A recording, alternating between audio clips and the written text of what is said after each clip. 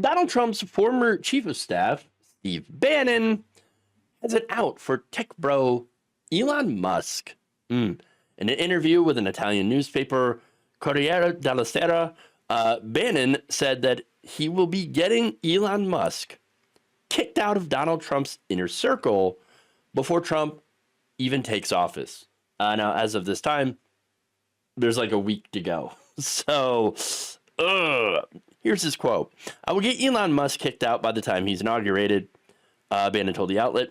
He won't have a blue pass with full access to the White House. He'll be like everyone else. Okay, how are you going to accomplish this feat exactly? I don't know. As much as I'd love to see it happen, I'm not exactly sure Sloppy Steve can pull it off. Just saying. Now, look, if you're unaware as to why this is happening, let us go down the rabbit hole, okay? They have been fighting over H-1B visas, not just Musk and Bannon, but it's a representation of, you've got the anti-immigrant diehard MAGAs versus the new tech bro MAGAs, all right? So now, the H-1B visa issue, basically it allows guest workers to come in and work in so-called specialty occupations, which require the visa applicant to have at least a bachelor's degree or its equivalent, right? So they are bringing over people who generally tend to work in tech, okay? Math, engineering, technology, those are the ones that hold a lot of these visas. Now, thing is, in a lot of cases, these foreign workers end up getting paid less than their American counterparts, or they have their immigration status tied to their employment, which gives their bosses a lot of power over them, you know, so that they don't complain about working conditions, so that they don't, you know, collectively bargain. They don't have the ability to do so. They're just guest workers. And they have limited job mobility. If they don't like the place that they're working at, they can, but it's very difficult for them to change jobs to go to a different employer. And so there's a lot of power that these bosses have over these employees, which they don't have over American employees, who are, by the way, just as smart, just as capable, obviously. Now, I think the program needs a major overhaul, right? So that the foreign workers cannot be exploited by their bosses, who want to essentially pay less and have more control over their employees, okay?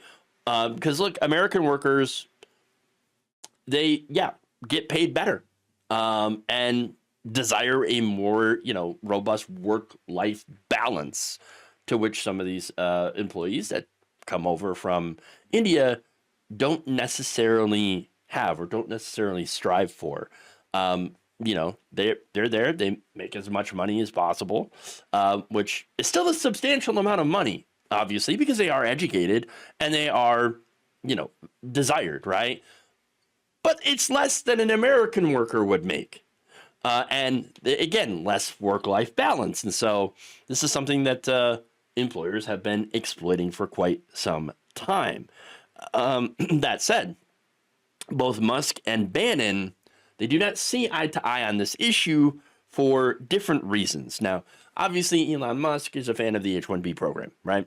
And he's a fan because he wants to bring in people that he can pay less and control more. That's it. I mean, that's what it boils down to. I mean, he could say like, oh, no, it's because we don't have enough educated workers in the United States. That's it. Oh, but you don't want to pay your taxes to invest in education. Got it. And you want to support a party that wants to destroy the Department of Education, not do, free college and things like that. So, that's, basically billionaires have made it so that we don't have as much of an educated workforce. And when we do, it leaves a lot of the people that have those educations drowning in debt. So obviously they want to get as much money as they can, but they also don't want to work, 60, 70 hour weeks all the time. and get burnt out. So there's a lot of burnout in the tech sector. So that said, Musk's reasons purely economic, right? Now, Bannon has a more ideological problem with H-1Bs. Okay, number one, he's super anti-immigration, especially super anti-Indian immigration. So one of his favorite books is Camp of the Saints, right? Where the so-called hero of the story is someone that goes around murdering Indian immigrants. So, yeah. Now, that said, there's other reasons for Bannon to be against this as well. He sometimes says things that are populist. Like, for example, he said, well, why don't we raise taxes on the rich? Whoa. Okay. But that said, at the end of the day, remember, this guy does not see immigrants as human beings. Okay.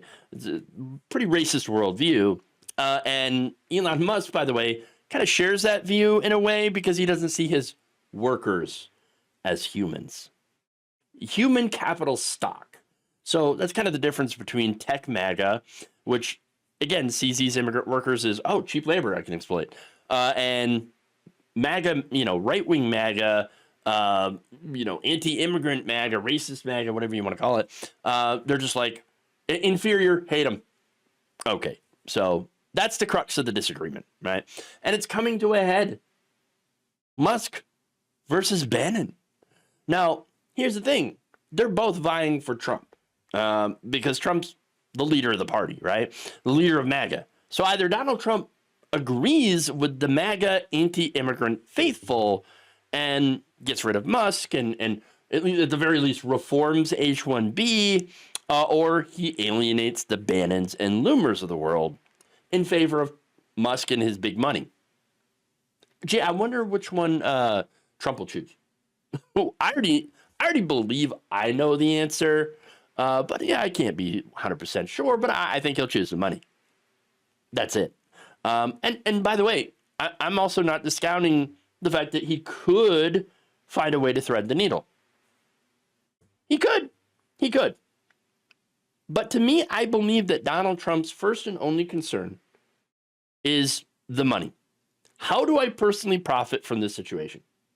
And of course, he already knows how to personally profit from H-1Bs because he hired a bunch of people on H-1Bs. Okay? So he's a lot of staffer at Mar-a-Lago. All right? And so this is a situation where, wait a minute, if I'm forced to hire American, I don't have to pay higher wages. Oh, I don't want to do that. Blah. So there's more, right? After some pushback, Musk had backtracked on some of his, criticism of people who, like Laura Loomer, who were very upset at him for supporting H-1Bs. And he's like, okay, fine, let's reform it a little bit. But that's not enough for Steve Bannon or Loomer saying, oh, no, you don't. No. Now, first, he had called Musk a MAGA convert. And he's like, you know what you need to do? You need to sit back and study, all right? We love converts, but the converts sit in the back and study for years and years and years to make sure you understand the faith and you understand the nuances of the faith and understand how you can internalize the faith. And they say they're not in a cult. No, I get what he's trying to say. He's trying to compare this to, you can't just convert and then start telling people what to do when you convert to a new religion. I just find it very interesting, the example that he uses. Okay. But he says, don't come up and go to the pulpit in your first week here and start lecturing people about the way things are going to be. If you're going to do that, we're going to rip your face off. Now, here's the thing, though, right? So Bannon's talking a pretty good game, okay? And he's a broken clock, and he and Laura Loomer, broken clocks, okay? But look, at the end of the day, though, Donald Trump still sided with Elon Musk because Elon Musk dumped like $250 million into Trump's campaign, of course. Now, here's what Trump said, quote, "I've always liked the visas. I've always been in favor of the visas. That's why we have them." Now, look, that interaction was not the end of it. Bannon referenced that in his recent interview with the Italian newspaper, saying this, quote, "He, as in Musk, suffered a major defeat in America on H-1B visas. He derided our movement as racist, and there's the R slur, and he lost. He said that Musk has the maturity of a child." That's true. "He has tried to change the conversation after losing credibility in the United States and the fact that, frankly, people around Trump are tired of him." And that's true. People around, people around Trump are tired of Elon Musk. He keeps butting in. Even Trump's starting to get annoyed by him. But it keeps going back to the money. He put a ton of money into Donald Trump that helped him win. And so it's one of those things where it's like, the guy's annoying the crap out of me, but he's got cash and I can use him. So, there it is. It's so telling, by the way, this next quote. Bannon says of Musk, "He is a truly evil guy, a very bad guy. I made it my personal thing to take this guy down. Before, because he put money in, I was prepared to tolerate it. I'm not prepared to tolerate it anymore." And why do I say that's telling? The quote here that I want to pay attention to is, "He put money in, so I was going to tolerate it." I mean, right there. That's the right wing in a nutshell. Okay. After Donald Trump won with Musk's money, now Bannon is bringing the pitchforks. This is why MAGA is never actually going to be populist. Why right-wing populism never really takes shape. Okay? The leaders of these right-wing so-called populist movements will always take the money from the billionaires and then do what the billionaires want. That's it. It's usually just a grift. Now, I wish that the MAGA faithful will figure it out, but they never will. They never do. Bannon and Loomer, as I keep mentioning, broken clocks, right? They have had some broken clock, moments as of late, where it's like, oh my God, did you realize the corporations are buying our politicians and telling them what to do? And that the billionaires are buying our politicians and telling them what to do? Yeah, but I don't think that they'll ever really fight against the real problem, because they're fine with billionaires when they're on their side and agreeing with them. Okay? The real issue, of course, is money in politics. Get rid of the money, get rid of the corruption. Okay? Now, of course, the problem there is if the right wing does that, the Republican Party, they're going to lose their advantage, because their only advantage is we've got pretty much all the billionaires. Okay? Not all of them, but we got a vast majority of them. And, they're running think tanks, and they're putting out ads, and there's super PACs and dark money everywhere, right? Now, that said, Democrats, if the Democrats go against money in politics, guess what? Well, they're going to lose something too. They'll lose their excuse to not do popular progressive policy, because it would make their donors and consultants very sad. So they have a corruption, money in politics problem too, which is why you don't see the party going the direction of, even though some are admitting it, oh yeah, the Bernie Sanders, looks like he might have been right on a lot of things. Oh, weird.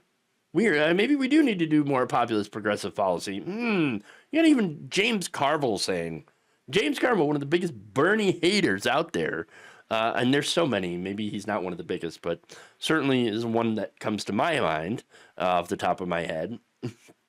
Is there are so many, but he's like, oh man, maybe Bernie Sanders kind of right.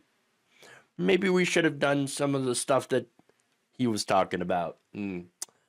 Because look, the Harris campaign, with I think the exception of the Walls pick, which I think was fantastic, generally went in a centrist establishment direction, and not in the way of economic progressive populism. But anyway, at the end of the day, the root problem that I'm trying to point out is that it's not really red versus blue. It's always been the 1% versus you. Thank you for watching. If you enjoyed this video, please like, share, subscribe, hit the bell icon in order to get notified whenever a new video is released.